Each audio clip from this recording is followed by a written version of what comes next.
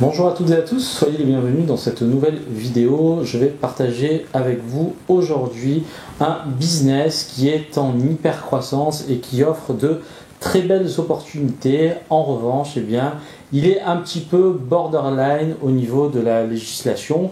Et pour le coup, le but de cette vidéo, c'est d'une part de vous montrer qu'en sachant braver un petit peu les risques, il peut vous ouvrir de très bonnes choses. Et le deuxième aspect dont je veux vous parler aujourd'hui, c'est le fait que parfois vous voyez des choses devant vous, mais ça vous fait un peu peur et pour le coup vous n'y allez pas. Et le but de cette vidéo, c'est vraiment de vous expliquer que lorsque l'on est entrepreneur, on doit s'affranchir de certaines limitations intellectuelles. J'appelle ça de la limitation intellectuelle. Je n'ai pas dit qu'il fallait faire n'importe quoi. Bien au contraire, il faut se renseigner un minimum. En revanche, lorsque vous faites bien les choses, pour le coup, il peut se passer vraiment d'agréable. Vous pourrez être vraiment très surpris par certains retours que vous obtiendrez si tant est que vous avez envie de jouer le jeu. Et je fais cette vidéo aussi parce que ça fait un moment que je l'avais en tête et je vous la sors maintenant parce que j'ai attendu quand même un certain temps, même si je savais déjà, mais pour être certain de pouvoir vous en parler un peu plus sereinement parce que je sais que la plupart des entrepreneurs qui se lancent aujourd'hui sont un petit peu frileux dans leur prise de risque. Ils veulent tout optimiser au maximum et la première chose que j'ai à vous dire par rapport à ça, c'est que le risque zéro n'existe pas. Donc au moins, j'espère que ça va vous rassurer à ce niveau-là. Et deuxièmement, ce que j'ai envie de vous dire aujourd'hui et qui a toute son importance, c'est que ce type de business, si vous vous lancez de façon intelligente dessus, pourra vous rapporter de belles sommes d'argent. Et ce business, je ne vais pas le teaser jusqu'à la fin de la vidéo, c'est le business du CBD. Je ne sais pas si vous connaissez ce produit, mais le CBD, en fait, c'est un dérivé du cannabis qui contient une substance active et qui, selon les pays et notamment en France, est certes autorisé, mais sous certaines limitations avec un taux de CBD contenu dans le produit qui doit être proche de 0.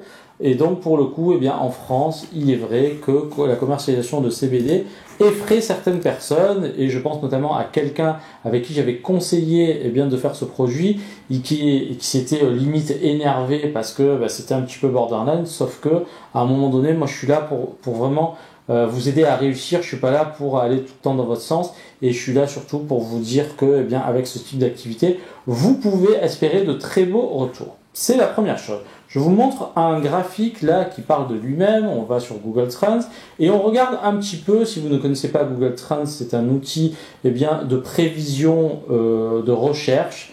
Alors en général, ça permet lorsque vous n'êtes pas sûr d'un marché, vous rentrez le mot-clé et vous voyez ce qu'il s'y passe. Et là, donc du coup, qu'est-ce que j'ai fait? J'ai tapé CBD et on voit bien que la progression est fulgurante avec un léger ralentissement ces derniers temps. Est-ce dû au coronavirus ou pas? C'est possible.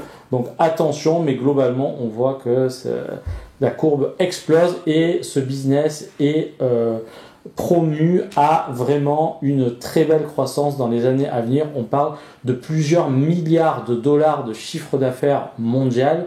Donc il y a quelques années en arrière, ça n'existait même pas. Il faut savoir que dans certains pays, c'est plus développé que dans d'autres, notamment aux États-Unis, en Angleterre, aux Pays-Bas, etc. En France, quoi qu'on puisse en dire, et je vous montre ça aussi sur un Amazon.fr, j'ai fait une capture d'écran concernant les produits CBD. Et donc là, il y a deux types d'entrepreneurs. Il y a l'entrepreneur frileux qui se dit « Ah non, moi je sais qu'à tout moment, mon business peut s'arrêter sur Amazon. » Et encore une fois, on parle d'Amazon, mais globalement, lorsque vous êtes un entrepreneur, vous devez coûte que coûte, et je vais vous donner quelques exemples concrets ici, surmonter les obstacles pour mener à bien votre projet.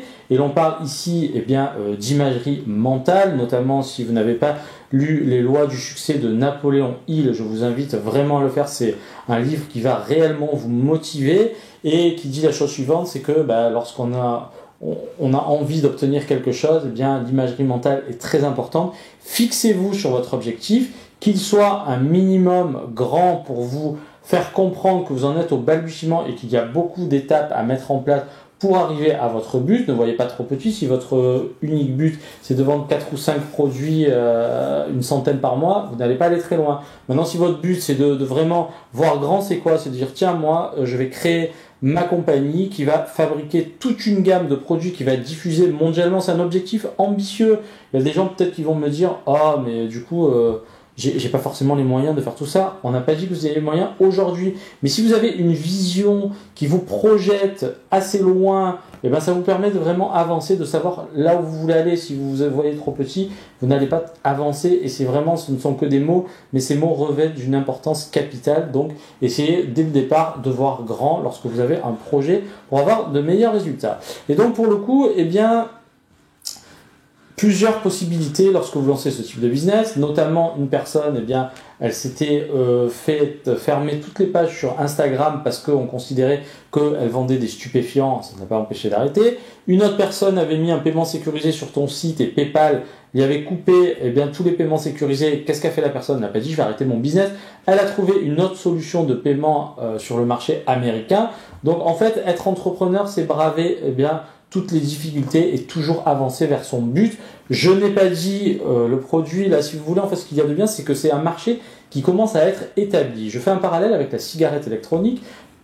Le produit, la cigarette électronique, je n'aime pas ce produit et très sincèrement, il y a quelques années en arrière, je ne pensais pas qu'il cartonnerait autant. Je peux me tromper.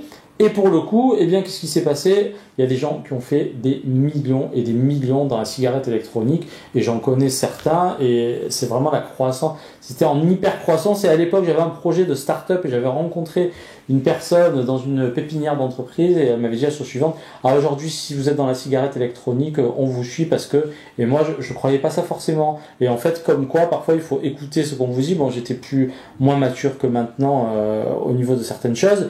Et pour le coup, eh bien, je parle de ça il y a peut-être 7-8 ans en arrière. Et donc, pour le coup, eh bien, il est vrai que ça a été vachement critiqué.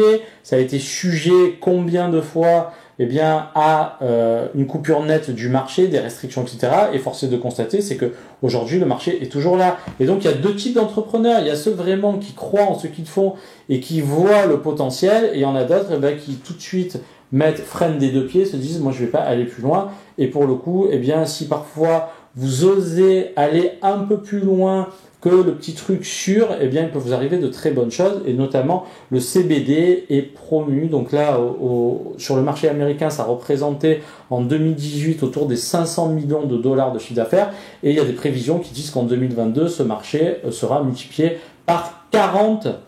C'est dire un petit peu la progression qui est possible sur ce type de produit. Donc encore une fois, ne faites pas la pâle copie de ce qui existe.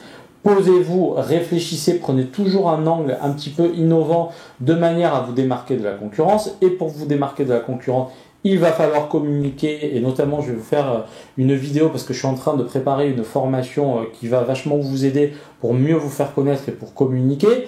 Et donc pour le coup, eh bien, quand vous avez un angle d'approche différent et que vous surfez sur une tendance qui a sa tendance de fond, c'est-à-dire que c'est pas comme le hand spinner qui a eu une croissance en V, c'est-à-dire que hyper croissance, boum, d'un coup il y a tout qui s'est arrêté. Bah forcément, et je vous l'avais fait, si les personnes qui me suivent depuis un moment connaissent cette vidéo, j'avais parlé du hand spinner et j'avais dit qu'à mon sens, eh bien, cela n'avait aucun intérêt. Donc vous avez toujours la personne qui d'un coup a explosé, qu'on vous a présenté à la télé ou autre, et tout de suite vous avez dit, waouh, je suis tellement opportuniste que moi aussi je me lançais là-dedans, et force est de constater que il y en a beaucoup qui ont encore leur lot de hand spinner. Et pour le coup, moi ce que je vous propose ici, c'est de vous rendre compte que le marché est établi depuis plusieurs années et les personnes qui réellement vont se donner les moyens pourront avoir d'excellents retours. Le champ d'application est très large. Encore faut-il s'y intéresser un minimum pour pouvoir performer dans ce domaine. Supposons que vous commercialisez ce produit sur un Amazon FR et que je ne sais pas pourquoi la législation dit que le CBD n'est plus autorisé, ce qui m'étonnerait fort. Mais encore une fois, je ne suis pas Madame Irma.